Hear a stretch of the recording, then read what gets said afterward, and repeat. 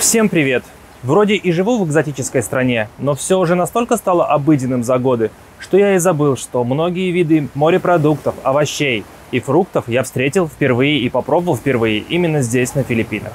В этом видео я поехал на рынок с целью откопать и показать вам что-нибудь такое интересненькое, что трудно встретить у нас. А затем я попробую местный интересный необычный стритфуд. Еще я расскажу, насколько здесь безопасно в плане природных явлений и диких животных. Все цены в этом ролике только в филиппинских песо. Из-за того, что курс сильно волатилен, нет смысла их озвучить в другой валюте, потому что на момент вашего просмотра курс уже изменится. Уточните обменный курс перед началом просмотра ролика для лучшего понимания порядка цен.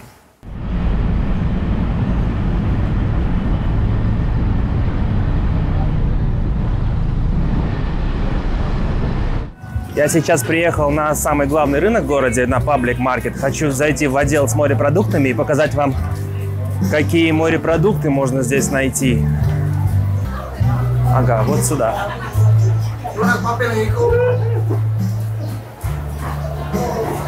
Посмотрим, что из морепродуктов в наличии и какие цены. В наличии, как обычно, была рыба лапу-лапу и морской окунь. Филе тунца и марлина. Разного рода тропическая рыба, название которой я даже не знаю. Морские водоросли. И сушеная соленая рыба. К пиву не годится, даже не пробуйте. How much it is? 500. 500? Yes. What about crabs? Oh, crab is 600. They like? Yeah, crab.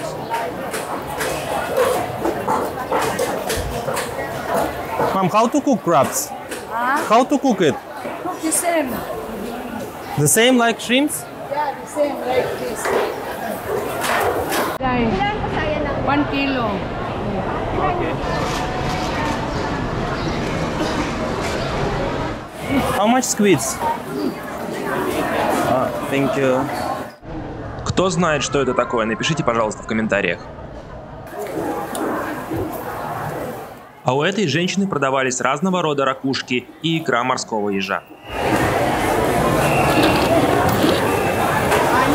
Mom, how to cook it? This one, this one can you boil only. Yeah. Put the spices, a little spices. Green onion, tomatoes. Just boil together. Yeah. And this one the same? Yeah, the same. You can fry a little oil and put a water. Can I buy half kilo to try? Okay. Thank you.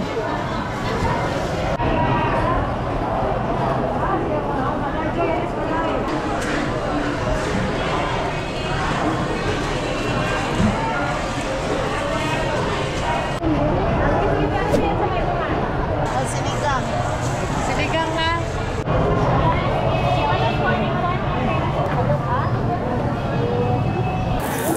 How much this one? 500 kilo? This is lapu-lapu? Yes, lapu-lapu. Я взял домой попробовать крабов и полкилограмма ракушек. Помимо этого представлены кальмары, креветки и разная тропическая рыба. Всегда в наличии филе тунца и филе марлина. Иногда попадаются скаты и реально большие креветки, размером, наверное, до локтя.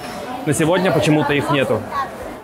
Из отдела с морепродуктов я потихоньку перемещаюсь в овощной отдел и посмотрим, какие овощи представлены. How to cook it? Like a kamote. Like kamote? Can I buy one? How much it is? 100 per kilo. Can I try one? You should get the carrots here. Clean it. What is this? Banana. This is flower of banana? Yes, the fruit of banana. How to cook it? Others, It's like for salad? yes, salad. And this one is Apara, bisul. Good for nilaga, soap. good for soup. Yes. Good for also sinigang. You want to cook sinigang? Это цветы бананов. Они их используют для приготовления салата. What is this? Cucumber? Palaya. It's not cucumber? Better. Virgin? Better luck next time. Mama na. This one sayote? Ah, sayote sir. How much sayote? 30. Can I buy? What is this? This for salad? For salad? How to cook it? Steam? Здесь также много овощей, которые я встретил впервые в жизни, когда приехал на Филиппины.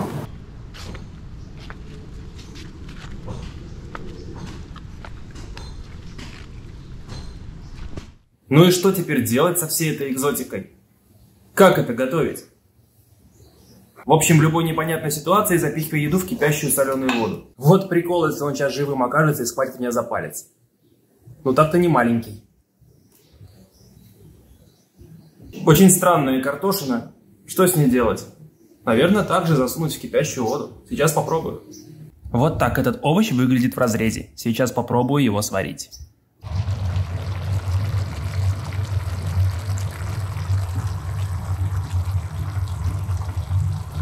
Ну вот как-то так. Вареный краб и овощ, похожий на картошку. Салат из морских водорослей и суп из ракушек. Юго-Восточная Азия славится множеством тропических диковинных фруктов, и Филиппины не исключение. Именно здесь я впервые познакомился с десятками фруктов, о которых даже не подозревал ранее.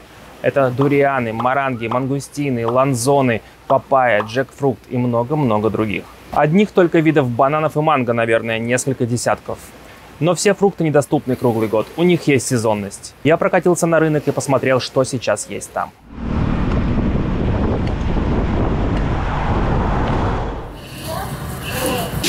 How much jackfruit? 20 per pack. 20? Yes. This is mangosteen. Папайя. Джекфрукты, мангустины, папайя, яблоки, апельсины, арбузы. Is it sweet? Oh, sweet. How much it is? 16 kilo. 60? But it's not ready yet, right? Chico. This is Gayabano? Yeah, Gayabano. How much it is? That's it. It is okay. This one not ready, right? 3 days. Next time. Today. Зеленый манго. Yes, some fruits. I'm just watching. Chico. Yes, sir. Yeah, right ready. Do you have ready one? Yes, sir. This one? Ready to eat that one. How much it is? May I type for the scale? Ipaliw. 80. Sorry. 40, sir. 40? Is it ready? Ready to eat? How much it is? 150 per kilo.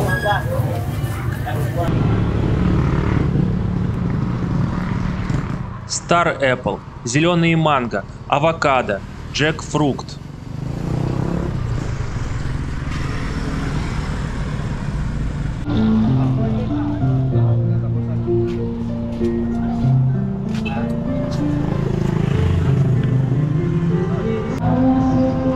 Зеленый авокадо, черный авокадо. А это Star Apple. Он мне, кстати, очень нравится. Достаточно сладкий, приятный фрукт.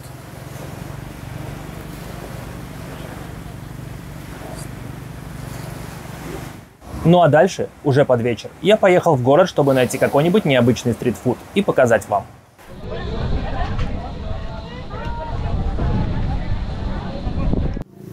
Приехал на фудкорт, сейчас хочу взять какой-нибудь стритфуд и показать вам, какой тут есть в наличии.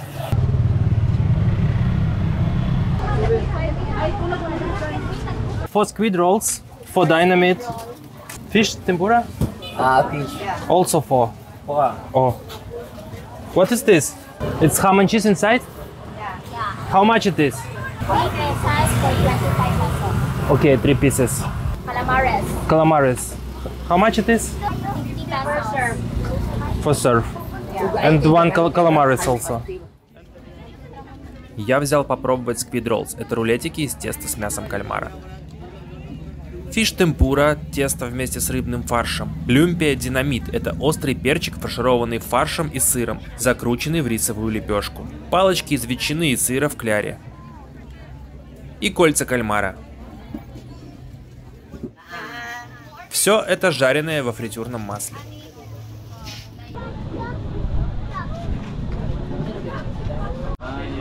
Тут же готовились шашлычки из куриного мяса, куриной печени и, конечно же, шашлычки из куриных кишочков и куриных лапок. Кстати, отличная закуска к пиву, советую попробовать. This chicken feet? Chicken feet.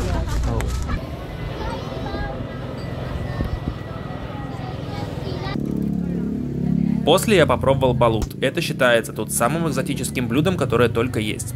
Кто не знает, балут – это зародыш утенка в яичной скорлупе. У балута есть несколько степеней готовности, от 14 до 21 дня.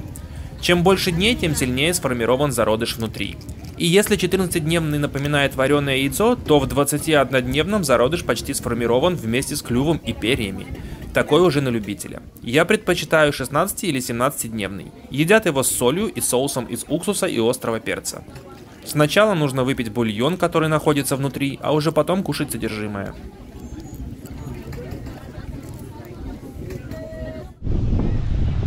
После я отправился погулять на набережную и посмотреть, что вкусненького можно было найти тут.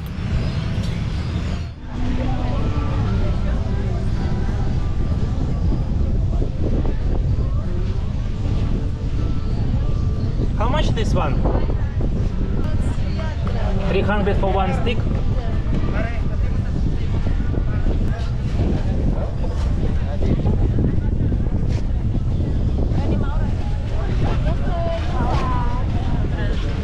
Помимо стандартного набора из барбекю всех видов, из курицы, свинины, кальмаров, мое внимание привлекли устрицы, которые я решил попробовать.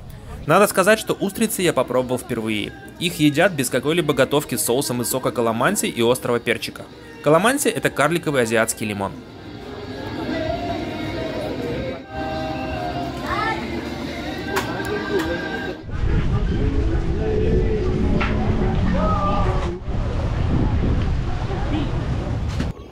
А вот еще одна разновидность любимой филиппинской уличной еды. Кислые манго с солью.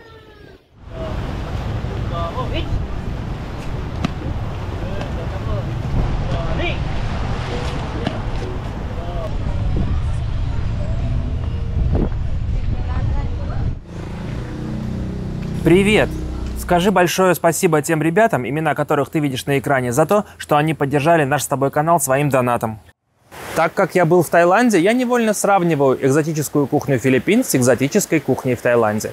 И могу отметить, что здесь нету жареных кузнечиков, жареных скорпионов и прочей экзотики. Но, как я понял, сами тайцы в повседневной жизни такое не едят. Это больше замануха для туристов. Но вот барбекю из куриных кишочков и куриных лап филиппинцы очень любят. В силу своей островной географии здесь распространены множество видов морепродуктов. Разные виды тропических рыб, креветки разного вида и размеров, разные виды крабов, моллюсков, скаты и многое другое. Колониальное прошлое страны оставило в культуре свой след, и это отразилось на культуре питания. Очень много блюд здесь готовится из субпродуктов, из сала, шкуры, хрящей, костей. В пищу идет все, и лапы, и головы, и хвосты.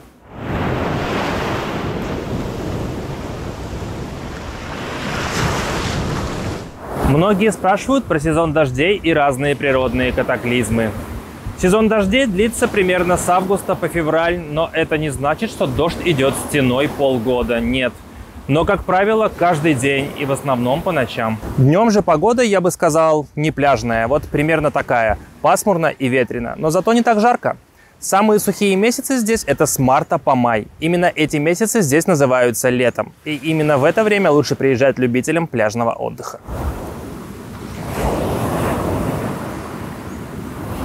Что касается землетрясений, наводнений, тайфунов и прочих катаклизм.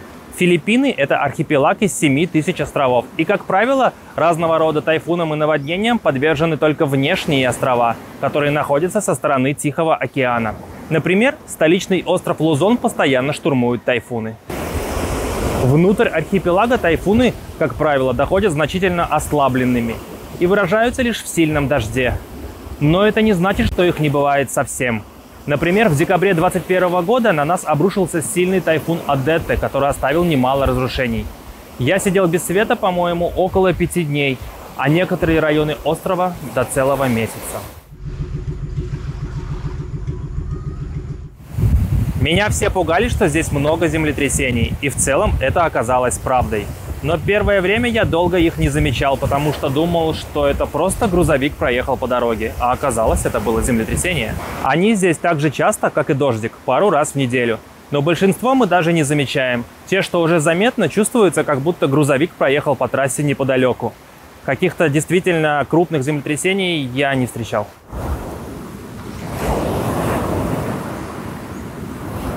Что касается змей и разного рода зверей, почему-то многие думают, что здесь на каждом шагу тебя могут сожрать дикие звери, укусить ядовитые змеи и пауки, да и вообще птеродактиль может в любой момент утащить тебя в гнездо.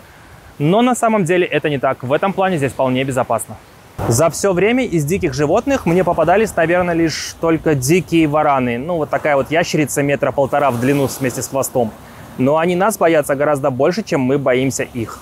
По поводу змей, за 4 года жизни здесь я змей встречал, наверное, только раз 10. И каждый раз это были мертвые змеи, расплющенные на дорогах. То есть они там где-то есть, но встречаются крайне редко. В России я встречал гадюк гораздо чаще.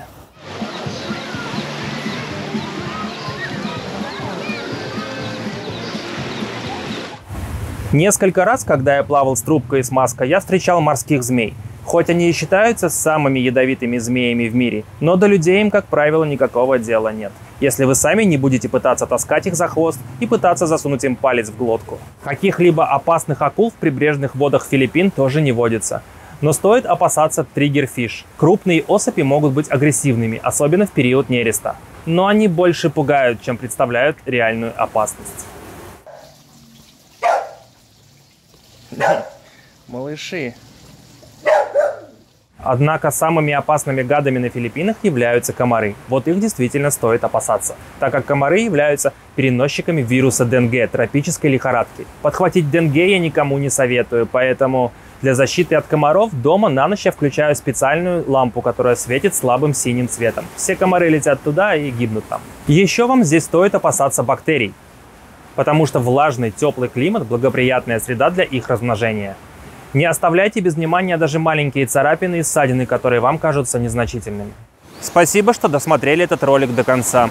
Если нашли в нем что-нибудь полезное, пожалуйста, подпишитесь на канал, если еще не подписаны. Это будет меня мотивировать снимать и развиваться дальше. Всем спасибо и всем мира над головой. Но это не значит, что дождь стеной идет полгода. Я текст забыл. Я забыл текст. А вот филиппинцы очень любят барбекю из куриных кишочков и куриных... Что там еще куриных? Куриных кишочков и куриных лап. Лап. Ну а дальше уже по... Проезжай. И не шуми. Не морщи лоб, говорили они. Филиппины – это архипелаг из 7000 островов.